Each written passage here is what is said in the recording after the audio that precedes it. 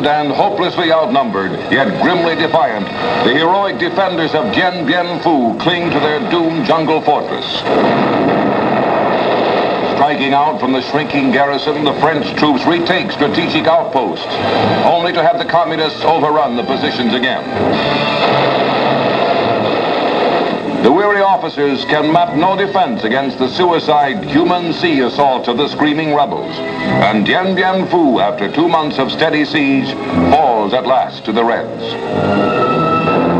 A helicopter airlift shuttles out the first wounded survivors of Dien Bien Phu, freed by the Viet Minh. Here is the final story of the battered bastion, the courageous story of a defiant few who fought for all who love freedom. The angel of Diem Bien Phu, Nurse Genevieve de Terreau, returns too, while the world hails her valiant work. Meanwhile, to the old League of Nations building in Geneva, the palace of hope and heartbreak, come America's Dulles and Russia's Molotov to discuss peace for the troubled Far East. Communist China's Zhou Enlai vigorously welcomes Pham Van Dong, the Viet Minh foreign minister, a new red figure on the international scene.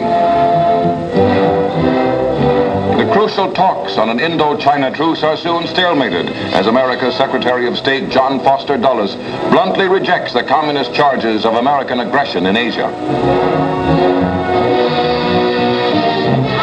In Paris, angry crowds mill through the streets, aroused by the fall of Dien Bien Phu and the crisis in Indochina. Shaken by the widespread unrest and discontent, the year-old government of Premier Laniel falls. Pledging an Indochina truce within a month, a dynamic new premier, Pierre Mendès France, takes office. Journeying to the French embassy in Bern, Switzerland, the 47-year-old leader soon comes to learn firsthand from Zhou Enlai the communist terms for ending the costly conflict. Retreating troops and a swelling stream of refugees spell out the collapse of effective French resistance in the Red River Delta. Carrying all their belongings, loyal natives flee down shell-ridden roads, hoping, striving frantically to get out before the communist tide rolls over the countryside. The gallant rear guard of French troops launches counterattacks aimed at slowing the Reds.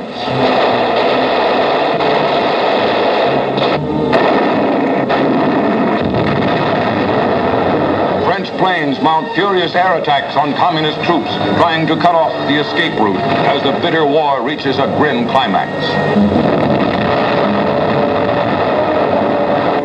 In Geneva, far from the jungle battlefields, peace comes to Indochina.